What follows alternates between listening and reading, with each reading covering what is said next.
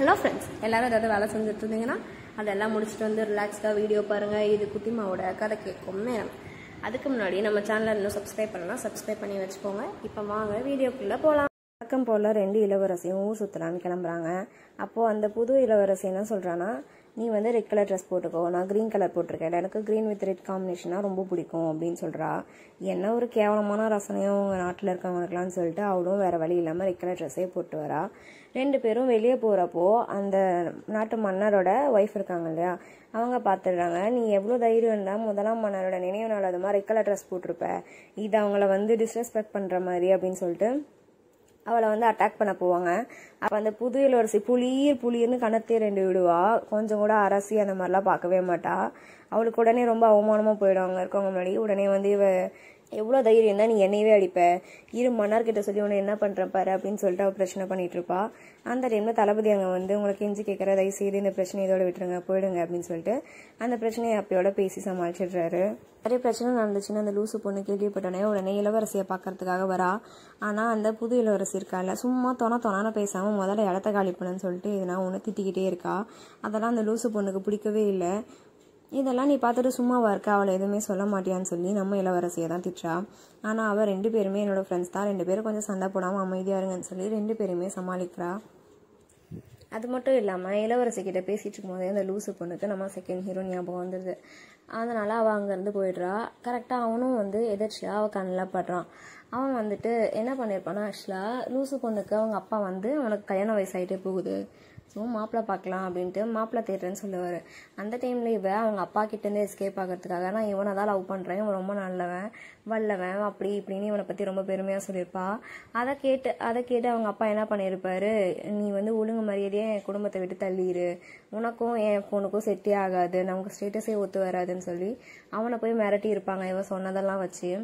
அப்போ தான் அவனுக்கு தெரியும், ஓ அப்போ இந்த லூசு பொண்ணு நம்ம இவ்வளோ தூரம் லவ் பண்ணுறாளா அப்படியெல்லாம் பெரிய கற்பனை கோட்டையை கட்டி வச்சுருப்பான். இவளை இப்போ நேரில் பார்த்த உடனே வந்துட்டு ரொம்ப ஆசையாக பேச வருவான். அப்போ தான் அவளுக்கு தெரியும் அவங்க அப்பா எல்லாத்தையுமே இவன்கிட்ட போய் உளறி வச்சுட்டாரு அப்படின்னு. இந்த மாதிரி நான் எங்கள் அப்பா கிட்ட சொன்னதெல்லாம் சும்மா தான் சொன்னேன், நான் ஆளை விட்டுறா சாமி, தயவு செய்து என் ஆளை விட்டுருன்னு சொல்லி அங்கேருந்து எஸ்கேப் ஆகி ஓடிடுவா. அந்த நாட்டு அரசியை வந்து அந்த புது இளவரசி அடிச்சிட்டா இல்லையா, ஸோ அவங்களோட பையன் வந்து இந்த மாதிரி விஷயம் கேள்விப்பட்டோடனே எவ்வளோ தைரியம் இருந்தால் எங்கள் அம்மாவே அவள் அடிப்பா, அவளுக்கு இது கண்டிப்பாக நான் பனிஷ்மெண்ட் கொடுத்தே ஆகணும்னு போவான். அப்போது அந்த அரசு என்ன சொல்லுவாங்கன்னா, இது மன்னருக்கு தெரியாமல் பார்த்துக்கோ அப்படின்ட்டு. சரின்னு அவனும் போயிட்டு அந்த புது இளவரசியை மிரட்டலான்னு போவான். அந்த டைமில் நம்ம இளவரசி என்ன பண்ணியிருப்பாங்கன்னா, தளபதியோட அண்ணா ஒரு ரூமில் இருந்து தான் நெருப்பில் மாட்டி செத்துருப்பாரு. ஸோ அந்த ரூமில் போயிட்டு செக் பண்ணி பார்க்கலாம் நமக்கு ஏதாவது க்ளூ கிடைக்குதான்னு சொல்லி செக் பண்ணலான்னு போவாங்க. அப்போ அந்த புது இளவரசியும் கூட துணைக்கி போவா. ஸோ 2 பேருமே அந்த ரூமில் தான் இருப்பாங்க. இவன் வர சவுண்டு கேட்டோன்னே இளவரசி போயிட்டு ஒழிஞ்சுப்பாங்க. ஆனால் அந்த புது இளவரசி இருக்கால, அவன் மட்டும் வந்து நல்லா ஜாலியாக கெத்தா திமிரா சென்டரில் உட்காந்துருப்பாங்க. அவளை பார்த்த உடனே இவன் வந்து என்ன பண்ணுவான், திட்ட ஆரம்பிச்சிருவான். ஆனால் அந்த டைமில் இளவரசி வந்துட்டு சண்டை போட்டுக்காதீங்க, அமைதியாக இருங்க, நம்ம போகலாம் அப்படின்னு சொல்லிட்டு அங்கேருந்து எஸ்கேப் ஆக ட்ரை பண்ணும்போது அவன் கால் தடுக்கி கீழே விழுந்துருவான். ஆல்ரெடி இந்த புது இளவரசி கிட்ட நல்லா சமத்தி அடி வாங்கியிருப்பான். அவனே மேலும் மேலும் அசிங்கப்பட்டுக்கிறான். அந்த டைமில் தளபதி இங்கே சவுண்டு கேட்டு என்ன ஆச்சு என்ன பிரச்சனைன்னு அவர் பார்க்க வருவார். இந்த மாதிரி இல்லை இளவரசியை உங்களை வந்து இவங்ககிட்டேருந்து காப்பாற்ற தான் வந்தேன் அப்படி இப்படின்ட்டு அவன் இன்னும் அசிங்கப்படுத்துவான். இப்படியே இவங்கெல்லாம் மாறி பஞ்சாயத்து பண்ணிட்டு இருக்க டைமில் மன்னர் அந்த சைடு வர்றாரு. அவருடைய சத்தம் கேட்டோன்னே ஆளுக்கு ஒரு பக்கமாக போயிட்டு ஒழிஞ்சுக்கிறாங்க. இந்த புது இளவரசியும் மன்னரோட இன்னொரு பையனும் போயிட்டு ஒரு இடத்துல ஒழிஞ்சுக்கிறாங்க. அதே மாதிரி இளவரசியும் தளபதியும் ஒரு இடத்துல போயிட்டு ஒழிஞ்சுக்கிறாங்க. எப்படியோ கொஞ்ச நேரத்தில் அந்த ரூம்குள்ளே விட்டு வெளியே எஸ்கேப் ஆகி வந்துடுறாங்க. ஆனால் ரூம்குள்ளே யாரோ நுழைஞ்சிட்டாங்கன்றது மட்டும் மன்னருக்கு தெரிஞ்சிருது. உடனே அந்த ரூமை சுற்றி ஆட்கள் வர ஆரம்பிச்சிடுறாங்க. ஸோ இவங்க எல்லாருமே ஒவ்வொரு பக்கமாக ஓட ஆரம்பிச்சிடுறாங்க. அந்த புது இளவரசியை மன்னரோட இன்னொரு பையன் தான் வந்துட்டு காப்பாற்றி கூட்டிகிட்டு போகிறான். எனக்கு தான் இங்கே இருக்கிற ரூட்டெல்லாம் நல்லா தெரியும், ஒழுங்கு மரியாதை என் கூட வா அப்படின்னு சொல்லிட்டு அவன் இழுத்துட்டு ஓடுவான். இன்னொரு சைடு தளபதியும் இளவரசியும் அங்கே இருக்கிற அந்த ஆற்று தண்ணிக்குள்ளே விழுந்துருவாங்க, இதுக்குள்ளே குதிச்சிடலாம் அப்படின்னு சொல்லிட்டு. எல்லாரும் ஒரு வழியாக எஸ்கேப் ஆன அப்புறமா அந்த இன்னொரு இளவரசன் என்ன பண்ணுறான்னா, அந்த புது இளவரசி கிட்ட நான் தான் உன்னை காப்பாற்றிருக்கேன், நீ எனக்கு தேங்க்ஸ் சொல்லணும், இருந்தாலும் பரவாயில்ல நீ தேங்க்ஸ் கூட சொல்ல தேவையில்ல அப்படி இப்படின்னு அவன் ரொம்ப பெரிய பில்டப் பண்ணி பேசிகிட்டு இருப்பான். ஆனால் அவள் திரும்பவும் அவனை தான் அடிக்க போவா. அந்த டைமில் அவனுடைய மாமா வந்து காப்பாற்றி விட்டுடுறாங்க அவகிட்ட இருந்து. அப்பா அவன் சொல்லுவான், இவளை வந்து இவளுக்கு நான் கரெக்டான பனிஷ்மெண்ட் கொடுக்கணும், அதுக்கு நான் இவளை கல்யாணம் பண்ணிக்கணும், அப்போ தான் இவன் எனக்கு அடிமையாக வச்சுருக்க முடியும், இதெல்லாம் ராஜதந்திரம் அப்படி இப்படின்னு சொல்லுவான். ஆனால் ஆக்சுவலி அவனுக்கு அவளை பிடிச்சிருக்கும். ஆனால் இப்படி ஒரு சப்பக்கட்டு கட்டிடுறான். அதுக்கப்புறம் தளபதியும் இளவரசியும் சேர்ந்து அவங்க ரூமுக்கு போயிடுறாங்க, இளவரசியோட ரூமுக்கு. அங்கே போயிட்டு ட்ரெஸ் எல்லாம் காய வச்சிட்டு இருக்காங்க. அந்த டைமில் தளபதி திரும்பவும் இளவரசி கிட்ட சொல்கிறாங்க, நீ என் கூடயே வந்துரு, நம்ம ஒன்றாவே இருக்கலாம் அப்படின்ட்டு திரும்ப திரும்ப இளவரசி கிட்ட கூப்பிட்டுட்டே இருக்காங்க. இளவரசி இல்லை, ஃபஸ்ட்டு நம்ம ஒரு சொல்யூஷன் கண்டுபிடிக்கலாம், ஃபஸ்ட்டு என்ன நடந்ததுன்றதை கண்டுபிடிக்கலாம், அதுக்கப்புறம் பார்த்துக்கலாம் அப்படின்னு சொல்லிடுவாங்க. இப்படி தளபதியும் இளவரசியும் பேசிகிட்டு இருக்கப்போ அந்த புது இளவரசி வந்துடுறா. நீ இங்கே என்ன பண்ணிட்டு இருக்கு அப்படின்னு 2 பேரும் பேச்சுவார்த்தை அப்படியே கை கலப்பாக மாறி 2 பேரும் கத்தி சண்டை போட ஆரம்பிச்சிடுறாங்க. இளவரசி ஃபஸ்ட்டு தடுத்து பார்க்குறாங்க. அவங்க நிற்கிற மாதிரியே தெரில. அவங்க 2 பேரும் மாறி மாறி சண்டை போட்டுகிட்டே இருக்கு. ஈவினிங் ஆரம்பித்த சண்டை நைட்டு வரைக்கும் போயிட்டே இருக்கு. இளவரசிக்கு டயர்டாக உட்காந்து ஸ்நாக்ஸ் சாப்பிட்டே வேடிக்கை பார்க்க ஆரம்பிச்சிட்டாங்க அவங்க போடுற சண்டையை. அதுக்கப்புறமா இல்லை 2 பேருமே இதில் வின் பண்ணல, ஸோ இதோட மேட்சை ட்ரா பண்ணிக்கலாம்னு சொல்லிட்டு 2 பேரும் ஒரு வழியாக அவங்க ஃபைட்டை முடிச்சுக்கிறாங்க. அது மட்டும் இல்லாமல் உன்னோட டேலண்ட் இன்னும் அப்படியே தான் இருக்குன்னு அந்த புது இளவரசியை தளபதி கிட்ட சொல்கிறத கேட்டு அப்போ இவங்க 2 பேருக்கும் முன்னாடியே பழக்கம் இருக்கணும் அவங்களுக்கு ஒரு டவுட் வருது. அண்ட் இன்னொரு சைடு இளவரசியோட ஃப்ரெண்ட் இருக்கா இல்லையா, அவன் வந்து தளபதியோட ட்ரெஸ் எல்லாம் காய வச்சுட்டு இருக்கப்போ தளபதி ஆக்சுவலாக ரீசெண்டாக அவங்க அண்ணாவோட ட்ரெஸ் தானே போட்டிருந்தாங்க. ஸோ அந்த ட்ரெஸ்ஸை பார்த்து ரொம்பவே ஃபீல் பண்ணிட்டு இருக்கா. தளபதி வந்துட்டு கேட்குறாங்க, நீ ஏன் இந்த ட்ரெஸ் பார்த்து ரொம்ப ஃபீல் பண்ணுற, உனக்கு அவரை தெரியுமா அப்படின்னு. தெரியும், இதுக்கு முன்னாடி உங்களுக்கு பதிலாக அவர் தானே இங்கே இருந்தார், ஸோ எனக்கு நல்லாவே தெரியும் அப்படின்னு சொல்லிட்டு அதுக்கப்புறமா இவ தனியாக உட்காந்து ஃபீல் பண்ணிட்டு இருக்கா. இளவரசி வந்து ஏன் என்ன ஆச்சுன்னு கேட்குறப்போ இல்லை கண்ணில் தூசி விழுந்துச்சுன்னு சொல்லி சமாளிச்சிட்றா. அதுக்கப்புறம் நைட்டு ஃபுல்லாக தளபதியும் இளவரசியும் நிறையா பேசுகிறாங்க. ஸோ திரும்பவும் 2 பேரும் வந்து எப்படியாவது மன்னர் கையில் கல்ல விழுந்தது கல்யாணம் பண்ணிக்கலாம் அப்படின்னு பேசிகிட்டு இருக்காங்க. அப்படி இல்லைனா அதுக்கு பதிலாக இன்னொரு வழி இருக்குது நான் சொல்லவான தளபதி கேட்குறாரு. என்னன்னு இளவரசி கேட்குறப்போ பேசாமல் நீ ப்ரெக்னெண்ட்டாக இருக்கன்னு சொல்லிவிடு, அப்போ நம்ம பிரிஞ்சிருக்க வேண்டிய அவசியமே இருக்காதுன்னு. ஆனால் அதான் வந்து எப்படியும் டாக்டர் வச்சு செக் பண்ணிட்டாங்கன்னா கண்டுபிடிச்சிருவாங்களே அப்படின்னு இளவரசி சொல்கிறாங்க. அதனால் என்ன, நம்ம வந்து பொய்யா சொல்ல வேணாம், நம்ம நிஜமாக்கிட்டு சொல்லிடலாம் அப்படின்றாங்க. எவ்வளோ தைரியம் உங்களுக்கு, சரியான ஃப்ராடு, நீங்கன்னா குழந்தைக்கு ரெடி பண்ணுறீங்களா அப்படின்னு சொல்லிட்டு இளவரசி அங்கேருந்து எஸ்கேப் ஆயிடுறா.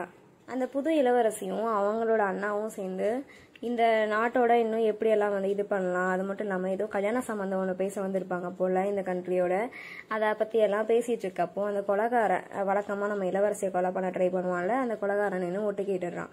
அவங்கள இவங்க பார்த்துடுறாங்க. அவங்கள கண்டுபிடிக்கிறதுக்காக ஆள் அனுப்ப சொல்லி இந்த இளவரசி சொல்கிறாங்க. அந்த கொலைகாரன் இங்கே நடந்த விஷயத்தெல்லாம் கேட்டுட்டு போயிட்டு அவங்க பாஸ் கிட்ட சொல்கிறான்.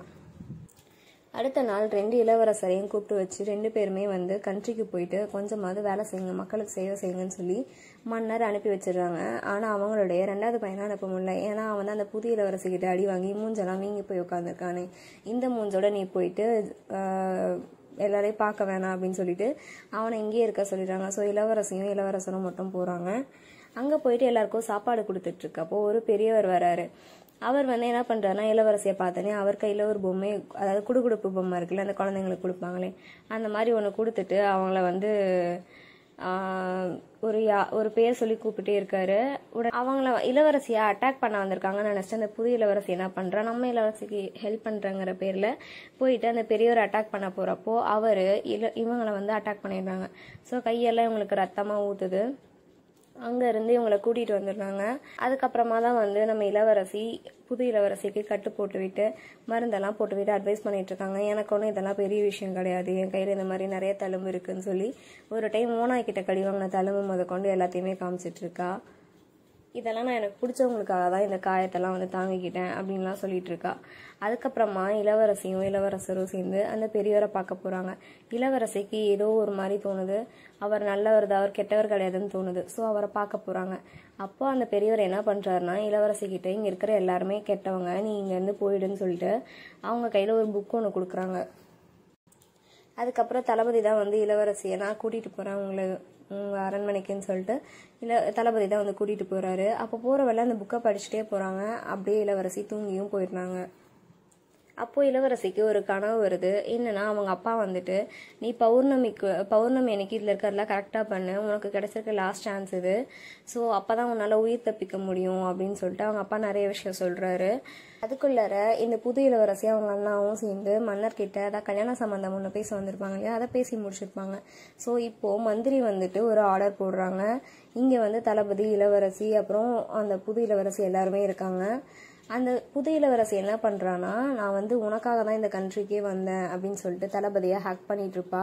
அப்போ இளவரசி வந்து பார்த்துருவாங்க. அந்த டைமில் இல்லைன்னு இளவரசிக்கு புரிய வைக்க ட்ரை பண்ணுறப்போ மந்திரி வந்துடுவார். மந்திரி வந்துட்டு இந்த மாதிரி ஆர்டர் போடுவாங்க, அவங்க 2 பேருக்கும் கல்யாணம், நம்ம நாட்டோட நல்லதுக்காக இந்த சம்மந்தம் வந்து மன்னர் ஏற்படுத்தியிருக்காரு அப்படின்னு சொல்லுவார். ஆனால் அந்த புது இளவரசி ஏதோ மன்னர்கிட்ட அவள் தான் வந்துட்டு நீங்கள் யாரை கல்யாணம் பண்ணிக்க விரும்புறீங்க 2 இளவரசர்லன்னு கேட்குறப்போ, நான் 2 இளவரசரையுமே கல்யாணம் பண்ணிக்கல, எனக்கு தளபதி தான் வேணும்னு சொல்லியிருப்பா. ஆனால் அந்த புது இளவரசி எனக்கும் இதுக்கும் எந்த சம்மந்தமும் இல்லைப்பா, மன்னர் தான் இந்த முடிவெடுத்தாரு, அவர் இப்படிலாம் முடிவெடுப்பார்னு எனக்கு எதுவுமே தெரியாது, இதில் ஏன் தப்பு எதுவுமே இல்லை அப்படின்னு பச்சையாக நடிப்பா. அதெல்லாம் கேட்டு முடிச்சோடனே அம்மா இளவரசி என்ன பண்ணுவாங்க, அழுதுனே ஓடிடுவாங்க. அப்புறம் தளபதி என்ன பண்ணுவார், இந்தம்மா நில்லுமா அப்படின்ட்டு நம்ம இளவரசியை வந்து பிடிச்சி சமாதானப்படுத்த ட்ரை பண்ணுவார். நிஜமா இதுக்கும் எனக்கும் எந்த சம்மந்தமும் இல்லை அப்படி இப்படிலாம். அப்புறமா அவங்களுக்கு முன்னாடியே தெரியுமா அப்படின்னு கேட்டப்போ அவருடைய போர்க்கைதியாக இருந்தா அப்படின்னு சொல்லுவார். இதெல்லாம் நீங்கள் ஏன் என்கிட்ட முன்னாடியே சொல்லலை, நீங்கள் ஏமாத்திட்டீங்க தானே அப்படின்னு. நான் உன்னை ஏமாத்தலாம் இல்லை, அவங்களுக்கும் எனக்கு பர்சனல் கனெக்ஷன்லாம் எதுவுமே கிடையாது அப்படின்னு சொல்லுவார். அதான் இப்போ கல்யாணம் ஆக போதே, அப்புறம் என்ன பர்சனல் கனெக்ஷன் இல்லைன்னு அப்படின்னு இளவரசி கேட்பாங்க. அப்படிலாம் இல்லை, எனக்கு கல்யாணம்னு ஒன்று நடந்தா அது உன்னோட தான், உன்னை விட்டா எனக்கு யார் இருக்கா அப்படின்னு அங்கே ஒரு ரொமான்ஸ் ஒரு லவ் சீன் போகும். தளபதி அடுத்த நாளே இந்த கல்யாணத்தை கேன்சல் பண்ணிடலான்ட்டு மன்னரை பார்க்க போகிறாரு. ஆனால் மன்னர் யாரோ ஒருத்தரோட மீட்டிங்கில் இருக்காரு, நீங்கள் வந்து வெயிட் பண்ணுங்கன்னு சொல்லி காலையிலேருந்து அவர் வெயிட் பண்ண வச்சுட்ருப்பாரு அந்த மந்திரி. அப்படி யார் கூட மீட்டிங்கில் இருக்காருன்னு பார்த்தா வேற யாரும் இல்லை, அவருக்கு இன்னொரு பையன் இருப்பான் இல்லையா, அவன்கிட்ட தான் பேசிகிட்டு இருப்பாரு. அந்த பையன் வந்துட்டு இந்த புது இளவரசி மேலே ஒரு கண்ணு வச்சிருக்கான் இல்லையா, அவளை கல்யாணம் பண்ணிக்கணும்னு அவனுக்கு ஆசை. இப்போ வந்து நீங்கள் எப்படி அவனுக்கு கல்யாணம் பண்ணி கொடுக்கலாம், உங்களுக்கு இளவரசர்கள்லாம் இருக்கோமே அவங்கெல்லாம் உங்கள் கண்ணுக்கு தெரியலையா, போய் ஒரு தளபதிக்கு ஒரு இளவரசியை கல்யாணம் பண்ணி கொடுக்குறீங்க அப்படின்னு சண்டை போடுறான்.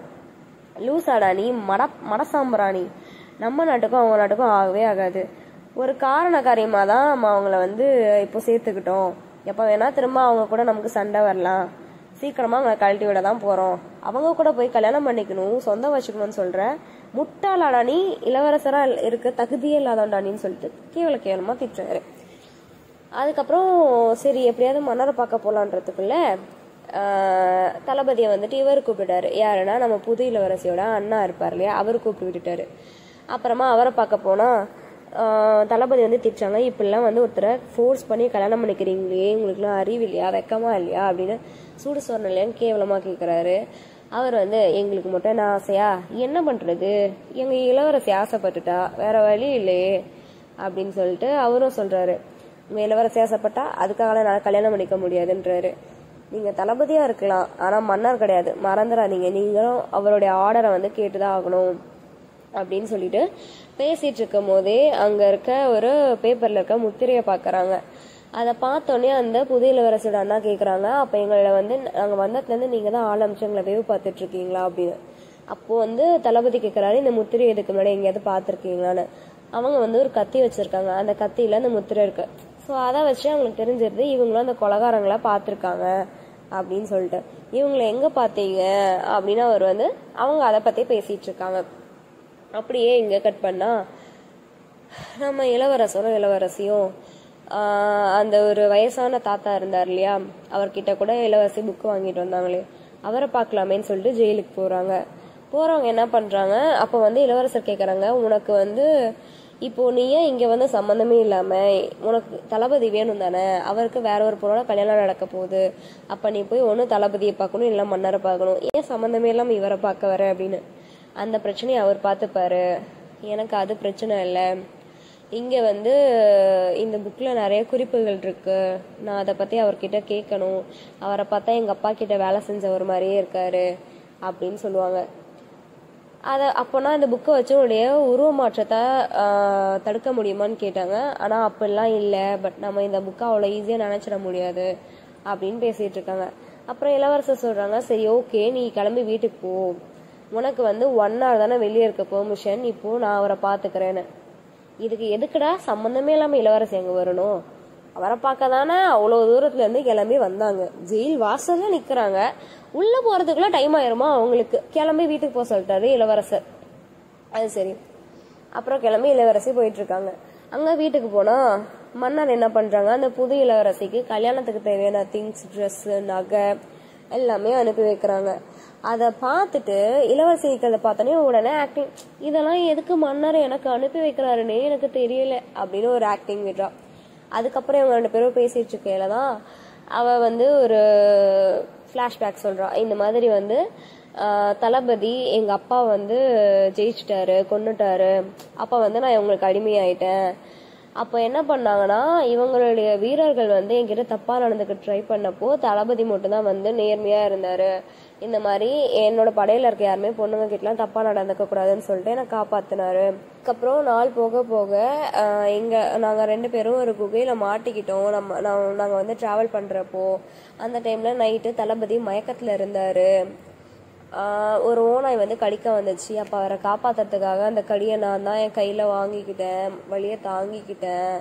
பாரு, இந்த கையில தளபதிக்கான தழும்பு, இந்த கையில உனக்காக தழும்பு, 2 பேரையும் நான் தான் காப்பாத்திருக்கேன் அப்படின்னு அப்படியே மனசு உருகுற மாதிரி பேசுவா. இப்போ இளவரசி, சரி ஓகே, நான் அவர் மனசுல என்ன இருக்குன்னு தெரிஞ்சுக்கிட்டு நான் அவர்கிட்டயே போய் கேட்கறேன்னு சொல்லிட்டு இப்பதான் தளபதி என்ன பண்ணுவாங்க, அந்த புது இளவரசியோட அண்ணா கூட சேர்ந்து அந்த கொலகாரங்களை கண்டுபிடிக்கிறதுக்காக போயிட்டு இருப்பாங்க. அதுக்கு முன்னாடி இளவரசி நில்லுங்க நான் அவங்க கிட்ட ஒன்று கேட்கணும்னு சொல்லிட்டு, உண்மையிலேயே அந்த இளவரசி உங்களை காப்பாத்தினாங்களா, அதனாலதான் அவங்க கையில காயம் இருக்கான்னு கேட்டுட்டு இருக்காங்க. ஆமான்னு சொல்றாரு. அதுக்கு மேலே இளவரசி பேசினே இருக்காங்க. உடனே அந்த இளவரசோட அண்ணா இப்போ நீங்க வரப்போறீங்களா இல்லையான்னு கேக்குறாங்க. சரின்ட்டு அந்த செகண்ட் ஹீரோ இருக்கான் இல்லையா, அவங்கிட்ட நீ இவ்வளவு பத்திரமா பாத்துக்கோ அப்படின்னு சொல்லிட்டு தளபதி கிளம்பி போயிடுறாரு. அதுக்கப்புறம் அவங்கள கூட்டு போய் வீட்டில் விடுறப்போ அந்த புது இளவரசி தளபதி அந்த செகண்ட் ஹீரோ பார்த்துட்டு கேட்குறாங்க, தளபதி எங்கள் அண்ணாவை பார்த்தாரா அப்படின்னு. ஆமாம், இப்போ அவங்க அந்த கொலகாரங்களை தான் தேடி போயிருக்காங்க, அந்த பிளேஸ்க்கு தான் போயிருக்காங்க அப்படின்னு சொன்னோடனே உடனே அவங்க கிளம்பி போகிறாங்க. அங்கே நிறைய ப்ராப்ளம்ஸ் வரும், நான் போய் ஹெல்ப் பண்ண போகிறேன். அவங்க கிளம்பிடுறாங்க. உடனே நம்ம இளவரசும் நாங்கள் கூட்டிகிட்டு போன்னு சொல்லி அவங்களும் அங்கே போகிறாங்க. அங்கே போன உடனே எல்லாம் டியூஷன் ஒரே ஃபைட்டிங் தான். அப்போ அந்த புது இளவரசியும் ஹீரோவுக்கு நம்ம தளபதிக்கு ஈக்குவலாக நின்று சண்டை போடுறாங்க. எல்லாருக்கூடையும் அவங்களுக்கு ரொம்ப ஹெல்ப் பண்ணுறாங்க. அவங்க சண்டை போடுறதெல்லாம் பார்த்துட்டு இளவரசிக்கே தோண ஆரம்பிச்சிருச்சு, இவங்க தான் பர்ஃபெக்ட் பேர் அப்படின்ட்டு. அப்புறமா அந்த ஃபைட்லாம் முடிஞ்சு இளவரசி 2 பேருமே பேசிக்கிறாங்க. இல்லை, அவர் உனக்கே கரெக்டானவராக தான் இருப்பார், பார்த்துக்கலாம் அப்படின்ற மாதிரி நம்ம இளவரசி சொல்கிறாங்க. அதுக்கப்புறம் அவங்க காலில் இருக்க அந்த சலங்கையை கழட்டி தர சொல்லி புது இளவரசி கேட்குறாங்க. அது என்னோடதுன்னு. இது உன்னோடதான் இருந்தாலும் பரவாயில்ல, இது தளபதி எனக்கு போட்டு விட்டது, அதுவும் அவரே எனக்கு போட்டு விட்டது, இது அவருக்கு மட்டும்தான், நான் வேறு யார்கிட்டையும் கொடுக்க மாட்டேன் அப்படின்னு சொல்லிடுறாங்க. அண்ட் தளபதி அவங்க ஆட்கள்லாம் சேர்ந்து அந்த கொலகாரங்களை கண்டுபிடிக்க போகையில் எப்படியோ தப்பிச்சிடறான். அவனுடைய அடிமை ஒருத்தர் இருப்பான்ல, அவன் லாஸ்ட் மினிட்ல தளபதி கிட்ட மாட்டினான். உண்மையை சொல்கிற நேரத்தில் அவனை கூட்டிகிட்டு போயிட்டான். கூட்டிகிட்டு போய் இதுக்கு மேலே நீ உயிரோடு இருந்தனா நான் மாட்டிப்பேன்னு சொல்லி அவனை கொன்னுட்டு அந்த தலைவன் எங்கேயோ எஸ்கேப் ஆகிடுவான். அவங்கள எப்படியாவது கண்டுபிடிக்கணும்னு சொல்லிட்டு தளபதி யோசிச்சுட்டு இருப்பாங்க. இந்த சைடு நம்ம இளவரசர் இளவரசிக்கிட்ட, இங்கே பாரு, மேரேஜ் இன்விடேஷனே வந்துருச்சு, இன்னும் தளபதி உன்னை ஏமாத்திட்டு தான் இருக்கான், நீ தான் முட்டாள் மாதிரி அவனை நம்பிட்டு இருக்கேன்னு சொல்லி எரிஞ்சிட்டு இருக்க தீயில எண்ணெயை ஊத்துறான். இவனே பேசுகிற வரைக்கும் பேசிட்டு, சரி வா நம்ம போய் அவர்கிட்ட நேராகவே கேட்டுடலாம் அப்படின்னு கூப்பிட்றான். இல்லை வேணாம், இருந்துட்டு போட்டோன்னு இளவரசி சொல்கிறாங்க. லூசா நீ, நான் என்ன சொன்னாலும் அப்படியே நம்பிடுவியா, வா போய் அவர்கிட்ட நேராகவே கேட்டுடலாம் அப்படின்னு கூப்பிடும் போது, இல்லை நான் அந்த புது இளவரசி இல்லாமல் எங்கேயும் வரதா இல்லை அப்படின்னு சொல்லிட்டு இருப்பா. அப்போ அவளே வா நான் உன்னை கூட்டிகிட்டு போகிறேன்னு சொல்லிட்டு அப்புறம் 3 பேரும் சேர்ந்து தளபதியை பார்க்க அவர் வீட்டுக்கு போவாங்க. இதுக்கப்புறம் என்ன ஆச்சு, நம்ம தளபதி நம்ம இளவரசியை கல்யாணம் பண்ணிப்பாரா இல்லை புது இளவரசியை கல்யாணம் பண்ணிப்பாரான்றதை நெக்ஸ்ட் வீடியோவில் பார்க்கலாம்.